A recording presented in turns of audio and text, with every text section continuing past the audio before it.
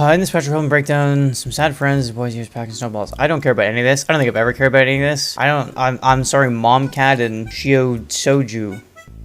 I don't give a fuck about any of this write-up. I just want the goddamn notes, alright? Pretty decent coverage here. Honestly, I think this is a patch that will maybe ruin jungle a little bit. We'll see the specific changes, but just from this keylog, this overview, you have nerfs to 3 pretty prominent junglers and buffs to Nunu.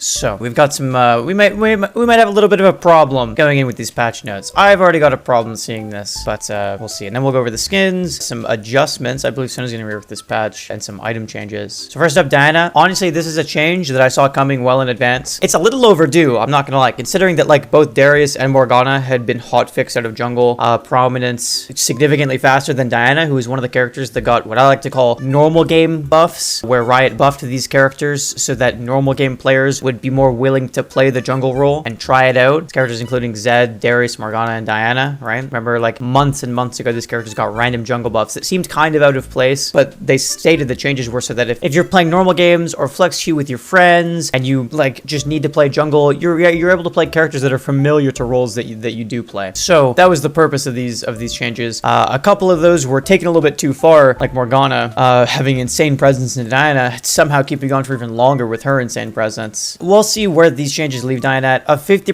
nerf to her passive bonus damage isn't the worst nerf in the world, but I don't think she'll be able to... The most important thing is I don't think she'll be able to keep up with her early game clear speed amidst a lot of the other early junglers, especially because she was already kind of getting walled out of the meta if you were in a position where you tried to blind pick her. A lot of characters like Xin Zhao and Trundle actually had a lot of tools to fight her in the early game, because Diana doesn't have access to any real crowd control until level 6, and if you were able to actually get on her with like Trundle Pillar or Xin Zhao E, you could easily beat her in melee range. But her mid game was where she shined the most, being able to have insane AoE nuclear damage and able to farm up her items very efficiently with her clear speed scaling with her items so well. So this nerf, we'll have to see where it leaves her. I think she'll still be playable, but I don't think she'll quite be meta. She'll definitely still be able to jungle, similar to how like a character like Echo can jungle still, but they're not meta defining picks. So I think that'll put Diana more in a position like that. That's probably like the biggest change of the entire patch IMO from like the characters in the meta. I'll get into the Xin Zhao change as well, see how much that hurts him. But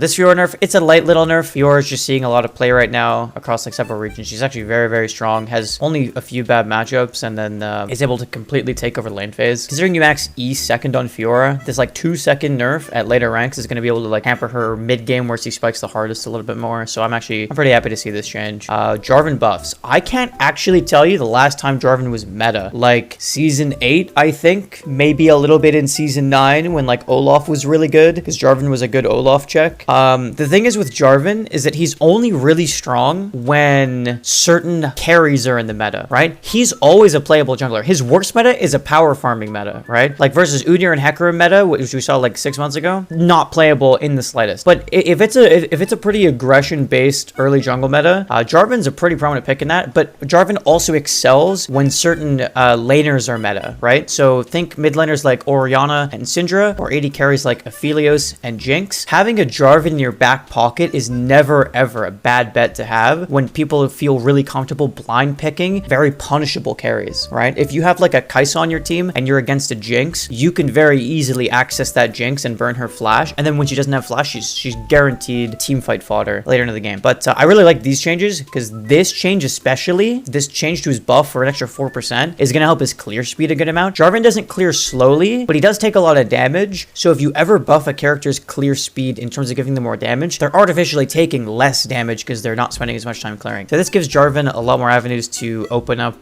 opportunities that aren't 3 camps into ganks or level 2 ganks, right? This will actually make Jarvan a lot more well-rounded of a jungler. And then this ulti change is just a nice little change, you know, giving him some bonus aid, or giving him some AD scaling on his ulti, because most Jarvans end up going shit like Gore Drinker and Hysterics right now. So a little bit extra damage is never bad. So I think Jarvan will actually see a pretty good prominence.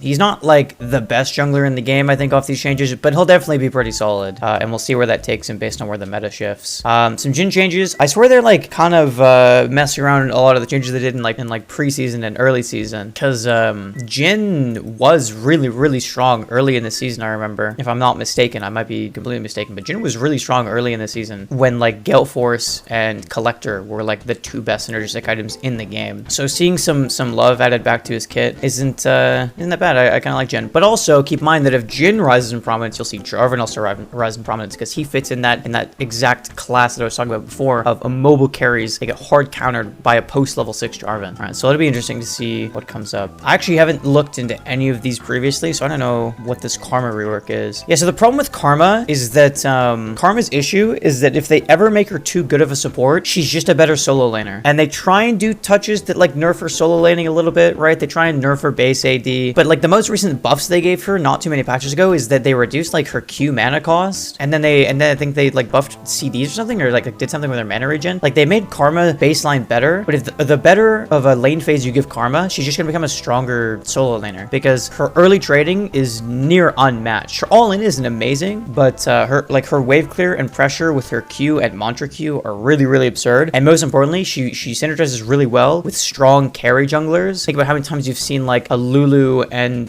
Kindred mid lane and seen like a Karma Olaf or Karma Zinzao, right? You want to pair Karma with these strong junglers that either scale into insanity or have such strong early checking power that like you'll just make them unstoppable. So I'm interested to see what changes they actually do to hit Karma and try and force her into more of a staple support role, right? Because Karma's not even a weak support either. Like Karma Ezreal is one of the stronger lanes in the game right now with how strong Karma is against AD carries specifically, because AD carries have such low base stats in terms of like magic resist and health. So Karma is able to push a lot of marksmen out of lane. So it's like she's just good everywhere. No longer reduces magic cooldown by 1 second whenever she uses her basic against champion. I think this is good. This seems like a solo lane change. It seems like they're just changing it to be more based off of spells, which is kind of interesting. Definitely, if you think about it, Karma in a solo lane has a lot more opportunities to auto attack melee characters than Karma has opportunities to auto attack characters in bot lane. So I kind of like that change, and it also makes her more spell reliant, which means she might actually have mana issues again. But I want to see the actual changes to the rest of her spells. Base damage is down early, and the cooldown is up significantly early. 3 seconds at rank 1 is kind of a lot, but looks like she settles nicer into mid game with 1 second off, and the mana cost is down a lot. But like 10 mana might not seem like a lot, but if you cast 10 Qs in lane phase, that's 100 mana. That's like 2 extra Qs over 10 Q cast. That's pretty good considering how high her mana regen is as well. And then this just seems to be the Q pop damage off of the mantra Q. It seems to be up a little bit, so it's more rewarding if you land the second hit. That's pretty good. E base shielding is up, but there's no more movement speed scaling. That's pretty interesting actually, because one of the strongest things about Karma is her ability once you get to mid game. The movement speed is actually so underrated from Karma's shields. It gives her such strong kiting out and gives her teammates a lot better chase down once you get to mid game. So it's pretty interesting to see. 30% total shield and 100% bonus MS is now nerfed to 30. Oh my god, that is so much worse. I think this was one of the main reasons that like Karma mid was so good, is because you would funnel relative to like solo lane, like mid lane Karma is getting a lot more experience than support Karma, right? Just based on how the roles work. So it's really interesting to see like this feels like it nerfs mid Karma so much, because you could get to level 13 at a pretty good time in the game and then have your E maxed out and then be able to mantra shield your entire team going into like an objective, like moving into control dragon or like moving into like control vision and start a fight. So this is a pretty big nerf. I'm interested to see how this actually pushes her. It should push her more towards support, but we'll have to see how these changes actually impact her playstyle, because everything on paper doesn't always translate to in-game as well. There's a lot of context that gets thrown out the window. But overall, I actually like these changes. I think that Karma should be like an aggressive in-lane support, very reliant on her spells, and shouldn't be like one of the strongest lane bullies in the game and a solo lane. Some light Lee Sin taps. These changes don't really do a whole lot. It's just like a minor win rate, like slap on the wrist, quite literally. Rise has a lot of changes like this. They're really big fans of doing little wrist slaps that nerf a character's win rate by like 0.6%, moving between patches and then seeing if they can change anything else on a future patch. Yeah, I'm at Lee Sin's a little bit strong right now, so these changes aren't all that bad. Right, just a harsh little nerf. You might not even see like Lee Sin's opt into maxing E second if they're winning and are building a more aggressive build for the damage increase. But then you look at some Lulu changes, not nearly as harsh of changes as Karma got. Lulu being an incredibly strong pick right now with how many hyper carries there are in the bot lane. Lulu's value scales exponentially, right? Especially based on what characters are being played, kind of determines whether or not enchanters are viable. So if you have, you know, Xin Zhao Trundle in most of your games, or even like Diana as jungle, those are strong frontliners that are looking to engage and create space for you, and then you're able to just like cast your ulti on them, throw shields on them, and have them do all the work for you. So Lulu's in a really good spot right now because also of the characters that are strong bot lane. Aphelios is a really strong bot laner right now. That's like off the top of my head. Like Kog'Maw's also still pretty strong, especially with the prominence of Wit's End. Lulu definitely needed some tuning down. A 1 second flat W nerf is okay, I guess. I mean, this won't feel like a very noticeable change at all. Like, I don't think with how much ability enchanters actually end up getting by mid game, I don't think you'll feel this change in the slightest. Wild growth, this CD is also like very minor. It's 10 seconds at rank 1 and 5 seconds at rank 2. I think these are probably the lightest Lulu nerfs they could have given her. So I'm not so sure about this one. I think they might have to revisit some Lulu nerfs. I don't think these are enough. Some Maokai changes. That's interesting. Maokai has kind of only been played this season entirely as a support, but not even really as a support, more of just a spellcaster, right? You would call Maokai support this season the same way you would call Xerath or Brand to support this season. All they're doing is just casting spells on the enemy marksman until they die. That's all they're doing, right? That's not really a support. It's just, I don't know. Mages support really just feel like champions that are too bad mid lane. You know, Vel'Koz, Brand, Xerath, prime examples of this. They're just too bad in mid lane, so you just play them as support, and you don't even have to CS. You just do nothing but throw your spells on the enemy bot laners. And then if you get enough of a lead, you scale well into mid game. But this is interesting. Seems like they're giving him better rate on his heal. They're just changing the early ranks of the percentage maximum health per level. So this is definitely just like a top lane change, because Maokai's passive isn't super great in lane, bot lane anyways. So a slight buff on his passive. I'll be honest, I'm not sure how much that'll end up doing, because there's so much healing reduction in the game right now. It feels like Maokai's passive has been power crept really hard.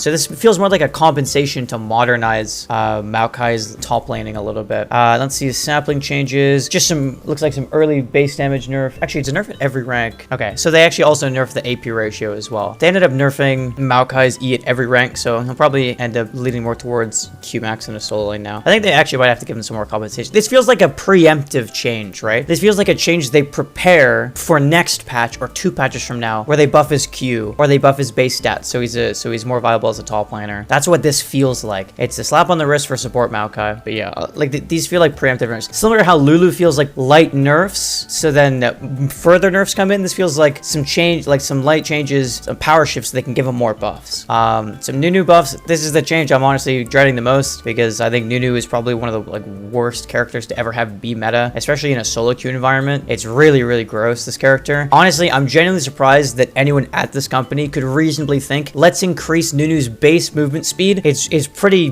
disgusting. It's pretty disgusting that they would choose to buff his MS. Keep in mind, while a character like, I don't know, I'm gonna pick a random character out of a hat right here it's completely randomly selected. A character like Gragas, who has the same base movement speed as Yuumi. That's not, I'm not you. You can look that up. Gragas has the same base movement speed as Yuumi, yet Nunu gets to have a movement speed increase. These AP changes are like just kind of whatever. Like Nunu is only really playable as a solo queue character. He's not all that strong in pro play. But if this character is ever buffed too hard, he will be like the best jungler in the entire game, and it won't even be close. Like Nunu's a character that is so on the edge. It's like Zillion, right? Riot is very cautious whenever they try and buff characters like Zillion, because they're almost the best champion in the game, hands down. I think Nunu is at that level where if they give him too much, he just becomes the best character in the entire game in his role, and it's not even close. Why would you pick anything else? Let's see some Shaco changes. So patch 1.15, we fixed a long-standing bug where Shaco's smoke proof wasn't showing in the fog of war. I was aware of this bug, and long-standing we've been like 2 years. Yeah, this has been in the game for a long time. You used to be able to, how the intended mechanic used to work is you used to be able to see Shaco's Q from fog. So if he was standing at Raptor Pit and you were hitting mid tower, you would see him Q from Raptor Pit. You would see a little poof of smoke, so you'd know when he Q'd. So they fixed this bug, and then it nerfed his win rate by like 5 or 6% or something, right? Something absurd in a single patch. Keep in mind, they'd already been nerfing Shaco for the last 2 patches in a row. Like they nerfed his W, and then I believe they nerfed his E as well. So they ended up just straight up nerfing, like the nerfs they gave him did nothing, and then the bug fix destroyed him. So it feels like they kind of realized that they can't actually fix that, because the only thing making him playable is the fact that you can't see his Q. So I mean, maybe Shaco Shaco goes back to, you know, being the highest win rate in Brazil, and Riot has to nerf him again next patch. Also some bug fixes. I know Shaco has like probably some of the most bugs for any character in the game, and speaking from experience, his R feels really, really clunky to use. A lot of things just don't work. So these are some nice touch-up changes. His win rate is going to go up a pretty large amount in this patch. I think Shaco's probably a worthy ban if you're not a fan of the character. Some Sivir changes. Sivir is just like the baseline. If AD carry isn't a good role, Sivir is good. Saying that is just kind of like Sivir is such a baseline character. All you do is you're just wave clear and you're just an ulti bot for your team, and you have pretty good scaling DPS, right? There was a little bit of a spout where you'd build lethality Sivir earlier this season, but I think that's fallen out of favor, and now just no one plays Sivir anymore because you could just play Varus instead of Sivir, and you're significantly more useful. But yeah, Sivir is like an Ashe tier, where if AD carry is a bad role, you're picking Sivir and Ashe, right? Because you're just there to be like an immovable object once you get to mid game in terms of wave clear, and you're useful to your team. I think Sivir honestly is in kind of a need of some kind of rework or something. I'll be honest, I don't think anyone is quite missing Sivir being a meta staple. I don't think anyone misses the 90-minute LCK games where you just have a Sivir versus a Xayah, and one team has an Azir, and there's 700 CS at like 50 minutes on all the carries in the game. I don't think anyone really misses that. Teddy having like 1500 CS in a single game. Now this is something I didn't even know this was coming to this patch. So I didn't know someone was getting rework. I'll be honest with you. I wasn't paying attention. In patch 10.14, our baby... Sorry. Who wrote this? Not a fan. Not a fan. So they just gave Sona a mini rework. This seems, I don't know. It's not a full-scale rework. This is like a mini rework. So let's see how it is. Sona's basic attack grants her permanent... What? She's Vigar? Sona's basic attack grants her permanent... I can't remember. Acelajando stacks. She gains 0.5 non-ultimate ability haste per stack. Up to 60. What? Once she reaches 60 non-ultimate ability haste, instead of gaining additional stacks, her ultimate ability current cooldown reduces by 1.5 seconds each time. What is this? I don't even know what this is. I'm being honest with you. Like, okay. Sona was already like one of the best scaling supports in the entire game. They now just all end on her being a pure scaler. That's kind of crazy if you think about it. Now persists through revives. Oh yeah. I mean, this just seemed like a bug. They nerfed her Q mana cost, or sorry, they buffed her Q mana cost at all ranks. Crazy. I mean, I'm gonna be honest. I don't gain a whole lot from reading the specific numbers or anything. This is more just like a feel thing. Like playing with Sona, like she could be absurd next match, or she should be completely useless. But it seems like, honestly, they're trying to reward her more for making it through her very, very difficult early game by making her mid and late game that much stronger. But look at some of these mana changes they gave her. Like, she has such low mana costs now. Sona will actually never run out of mana once you make it to mid game now. That's crazy to think about. Like, I assume that's just because like they removed this mana refund, but still, like, the average refund is like more useful than that, because you don't want to be in auto range. Like, I know they removed the refund. Oh, actually, this is more just flat changes. Okay, I know what this was. This is just supposed to like flatten her power curve so that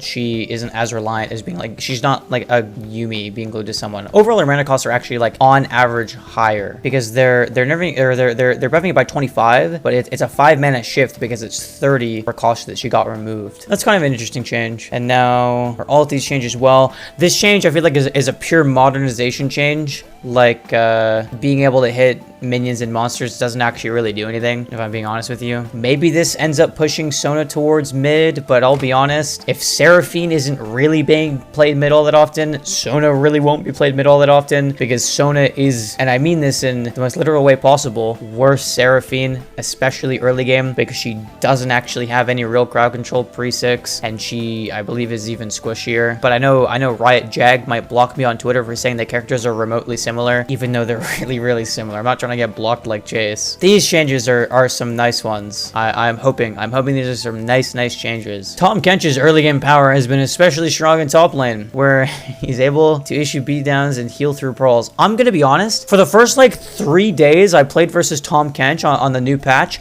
I didn't know they added healing to his kit. Like, they just like staple shifted this onto his kit for seemingly no reason. I figure they thought to themselves, we're not even trying to make this character support anymore. It's not even comparable that he's a support. He's just a solo laner now. He's actually so disgustingly strong to just stat check people. Obviously, he has matchups where he can't do anything. I think this is where people don't like know that they can hard counter him this hard, but there's a lot of matchups that are really good against Tahm Kench. Things like Gnar, things like Mundo, things like even Trundle are characters that can actually like somewhat stand up against Tahm Kench. And then if Tahm Kench isn't stat checking you, he doesn't really have a use. But his, like, the amount of times that you could see a Tahm Kench just W in from a bush, miss the W, and then just auto attack someone and then Q them once and then they die was a little absurd. And he was probably the best tower diving top lane in the whole game. Like, his E was so, like, he was just better than like Set at diving towers. It's pretty crazy. Let's see some Vladimir changes. Vladimir very, very rarely gets changes. So it's actually kind of interesting to see that they would touch Vladimir, right? Because Vladimir's a very on a razor's edge character. If you make him a little bit too strong,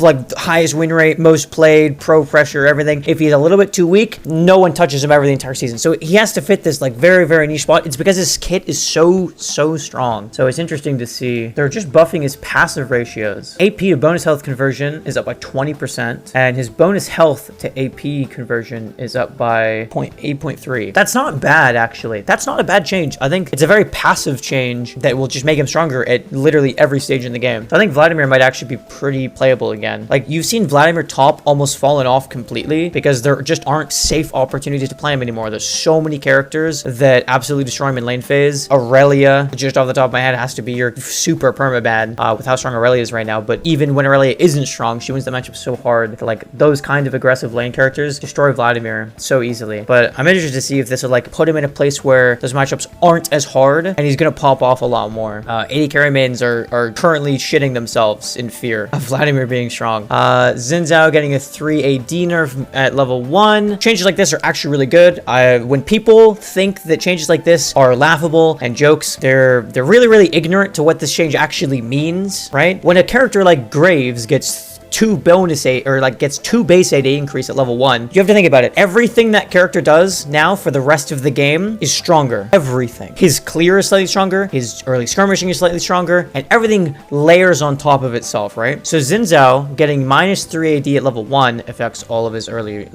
ratios. It makes his like Conquer a little bit less potent. It makes it so that he might just like he'll lose some fights he won before, right? It makes every stage of the game worse for him, which is all it's intended to do. It's intended to take his power from right here to right here. This tiny little change is what it's supposed to be. It's not supposed to destroy him out of the meta, right? That's not the intention of it. It's just supposed to make him a little bit less strong. But changes like this for characters that it actually affects is pretty strong. When Karma gets a minus 3 AD like base AD nerf, it really isn't all that meaningful, right? Because Karma doesn't have any AD ratios and she's only really attacking you like a couple times. Like it's actually a direct solo lane nerf, but it's a lot less impactful than nerfing the base AD of a physical damage character, especially ones that are auto attack reliant. You can see this as well when characters like not too long ago MF got like a base AD ratio or sorry, I don't know why I'm saying ratio, but a base AD buff. Everything that character does now for the rest of the game is slightly stronger. It's a very, very small, hard to notice between patches change, but over time, if they ever change the character again, it ends up being a lot. You see this time again happen like every other season with Graves, where he'll get a base AD buff and then get like his Q cooldown buffed like 2 patches later, and then all of a sudden he's the best champion in the entire game. Similar thing is happening right now. Graves is like one of the most prominent laners in the game. In like high MMRs of top tier regions, Graves mid is being played a lot because he has so much dominance because he's just immovable. He's immovable for mid lane. His wave clear is absurd. His scaling is ridiculous, and playing him in a solo lane gives him more consistency. So an early game buff helps a character get to the point that they're strong. So changes like this are nothing to be slept on. This change will actually be pretty big if they ever nerf him again, keep in mind. But yeah, Xin Zhao moves down very slightly in terms of power, but it means a lot over the course of an entire game. Honestly, I'm pretty happy to see some Ziggs changes because I'm getting so tired of this character. You get to mid game, a 0-1-0 Luden's Ziggs in mid game just lands 1 Q on you for boom 550 damage. Where the hell did that come from? He gets to sit all the way back at his nexus and ulti from across the map in a team fight. I want to see at least something nerfed about his kit. It's so strong. strong. It seems like they buffed his early mana by 60, but then they nerfed his E heavily to the point where the slow early game is non-existent and the damage per mine is lower early game. I think this is a good change. It makes his early game a little bit more exploitable. It makes like his gank setup and also safe laning a little bit more exploitable. But I'll be honest, I don't think this is enough. I think Ziggs is still going to be a top tier bot laner because this was only in like certain situations where like you were kiting out of a fight, you were losing, you could just toss down your E, then you couldn't get chased down. Keep in mind, you're not actually putting an extra point into this at level 7. So for like most of early game, you're just completely gutted. And then once you get to level 13, you're at the same point you were again. The damage scale is a little bit higher now, which I think is a fair trade-off, but I think they might have to retouch this character again because I think he's still a little bit too strong with his itemization. I think this Darksteel nerf, this is years in the making for a real nerf. Darksteel has been one of, if not like the best item in the entire game forever. Like this item is just so unbalanced. It's pretty crazy to the point where like it's so efficient of an item for such a non-investment. They actually had to nerf how much gold you got back for selling it because it was such a safe investment. It's still really good. It's such a snowball based item that the early game stats you can potentially get off of this can then scale into mid and late game really, really well. And not even just on mages, right? Like you can get this on like AP skirmishers. You can even get this on characters that go corrupting pot and just have half decent AD or AP ratios. Like you could build this on Jackson laning phase. You could even buy this on like Volibear because Volibear has like really prominent AP ratios as well. Like you can get this on like every character. And there are some characters that it's even more broken on because they're able to play in such a playstyle that allows them to almost always get efficiency out of it. Characters like Evelynn is a good example, like any AP assassins. And then you can also buy it on supports as well because supports, all the enchanters have valuable AP ratios that if you're able to play safe and not die, if you have a strong front line, you're able to stack it very, very easily. Darksteel was like, if you have any magic damage ratio in your kit at all, you can probably buy a Darksteel. Like 9 times out of 10, you can buy a Darksteel, and as long as you don't go 0 of 3, you're going to get some kind of value out of it. Let's see some redemption changes. They actually buffed the golden by 30 seconds. This is really interesting because redemption used to be the support item. You guys may not remember this, but after or like around the time when Ardent was the best item in the game, people would often go Ardent directly into redemption. Redemption used to be the staple support item for team fighting, right? This item was ridiculous. So much so you would buy it on not just enchanters, you would buy it on all of the supports. Literally all of them. Every single support you would buy this item on. You'd rush this if you weren't an Ardent player, and if you were an Ardent player, you would get this second item. It was so high value that that even like tanks late into their build would just buy this if their support couldn't buy it. So this item had such a strong impact in such like a mid-game team fight centric meta that it's interesting to see that they're willing to buff it with such power by buffing the cooldown by 30 seconds for the entire game and then also buffing the heal, right? It's pretty interesting to see how valuable this item might become because it just straight up might not be better than all the other support items. So it might not be insane, but it could be pretty valuable. We'll see if it picks up any sort of tempo or anything going into new patches, or if there's like a support meta shift or anything like that, or if they make tanks actually a viable class to play top lane against all the Divine Sunderers. Honestly, this patch not so bad.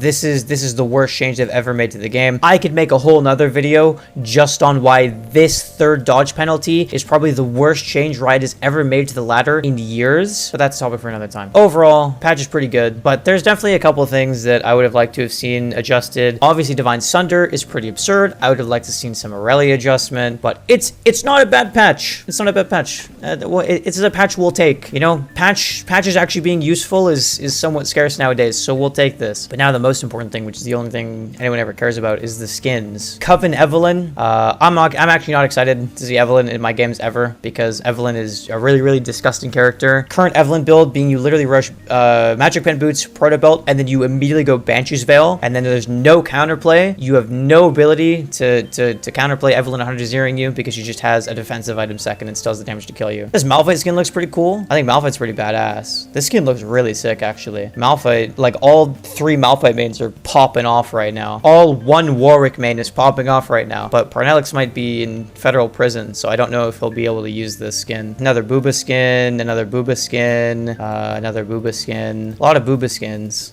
and Evelyn's also another booba skin. So, and then Bob Quinn gets to have some extra YouTube content. Those are the skins this patch. I don't care about the chromas. All right, well that's patch 11.16. Not a bad patch. To sum it up, not a bad patch. Not the most impactful patch they could make. Keep in mind we're getting later into the year, so I think Riot is at a point where they'll either have to choose to have one really impactful patch before Worlds or have no impactful patches before Worlds, because this is that time of year where Riot makes that decision. If you remember the Juggernaut change in Season 5 where that was the Worlds meta, or the Ardent meta that was Season 8 Worlds, this is that time of year where they either make no useful changes to upset the meta, or they make nothing but changes to upset the meta. So I think this patch is a pretty good precursor to the next maybe like 2 or 3 patches we'll see that will dictate the meta going into the end of the season. But yeah, that is my thoughts on this patch.